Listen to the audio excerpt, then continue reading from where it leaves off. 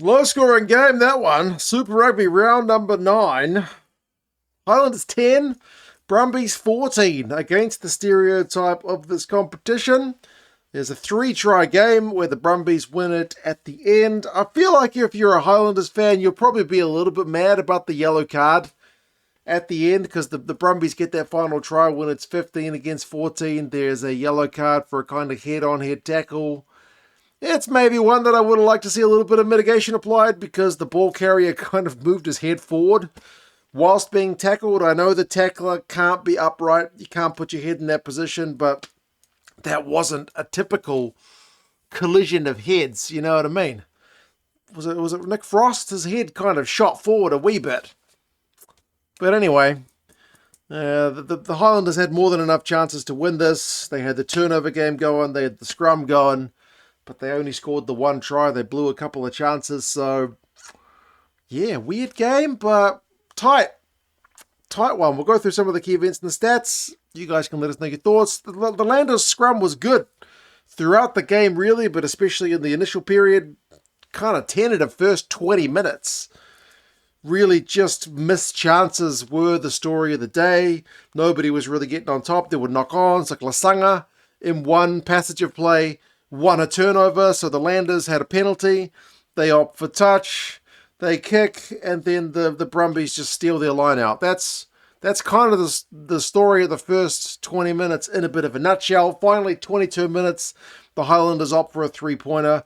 Cam Miller slots it. Is that kind of game where you feel like maybe taking the 3 is going to be enough? So it was a sensible decision.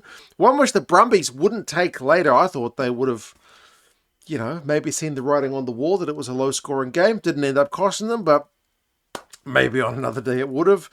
Charlie Cale ended up going off pretty early, which was a bit of a blow for the Brumbies, seeing as they'd only just come back into their lineup. Like, he only lasted like 20-odd minutes. So that's a bit of a devastating one for them because he is such a wrecking ball on attack, and they got held up not long later. Maybe if he'd been available to make that ball carry, maybe the Brumbies end up scoring a try, but they get held up. Despite going through a bunch of phases through the forwards. Muirhead kicks out on the full. Highlanders line out goes not straight, so it's more of the same in terms of neither side really able to take the game by the scruff of the neck.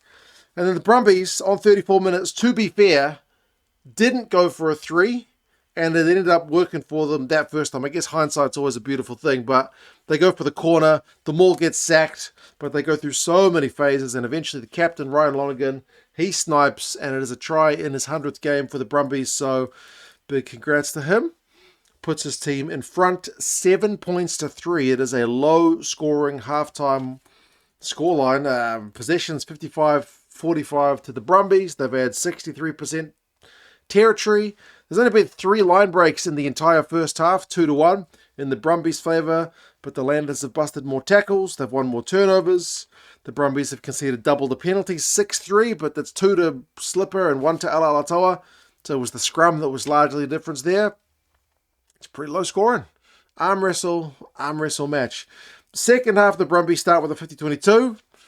They can't score from that one, so more in the kind of missed chances bucket. We get a TMO on the horn for a long look. Well, not that long, but a reasonably long look at a Brumbies tackle, which gets no penalty, no foul play, because the dynamics of the situation as the Brumbies tackler is kind of going in low, the Highlanders guy flips up.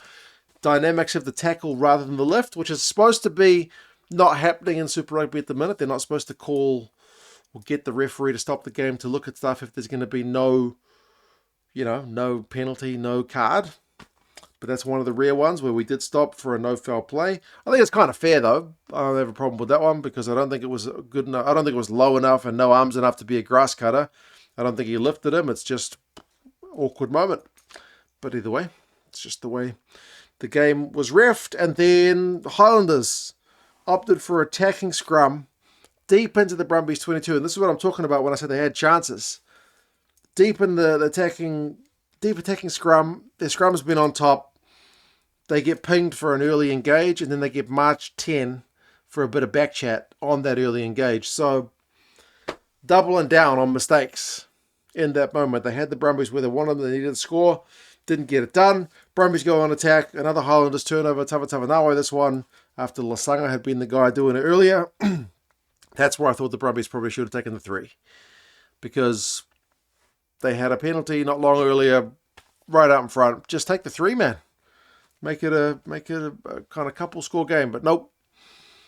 They ended up getting themselves turned over. It didn't feel like the game where you were that likely to get a try, but they had done earlier. So, as I said, hindsight is easy enough. Best chance of the second half, 59 minutes. Tangitau finally gets himself into some space. The lightning quick winger can't quite find the support with his pass back in field. So, it's another kind of pretty decent chance missed from the Highlanders, but finally they did get it. A few minutes later, turnover ball, Highlanders attack.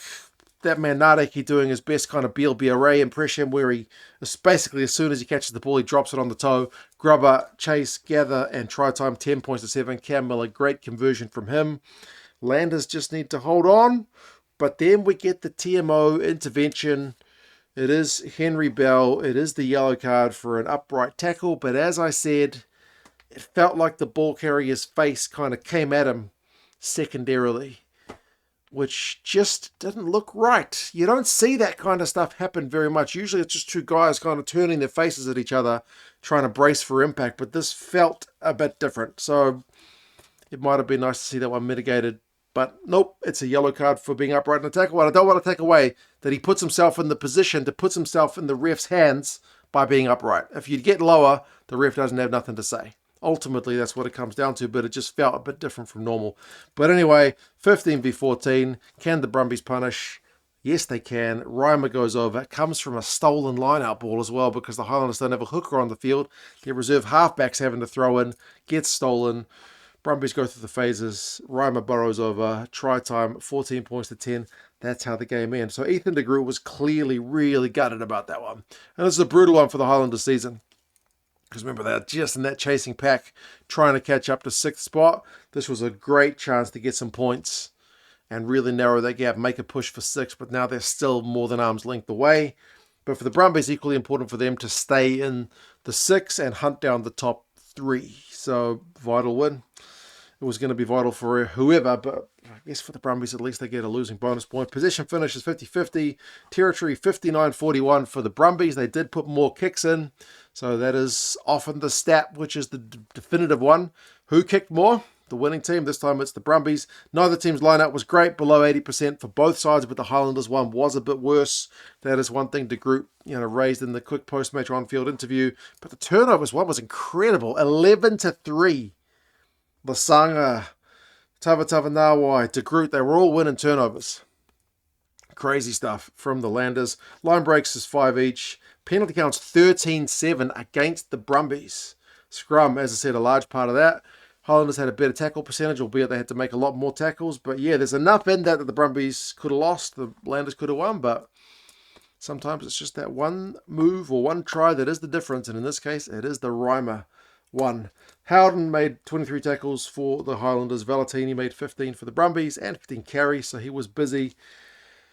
I do feel like they missed a bit of Charlie Cale on the carry, but yeah, we'll see how they go back over in Canberra next week against the Drua, the Brumbies, and then the Highlanders are up here to Auckland to take on the Blues. You guys let us know your thoughts on the match. Take care. Talk to you guys again soon. See you later.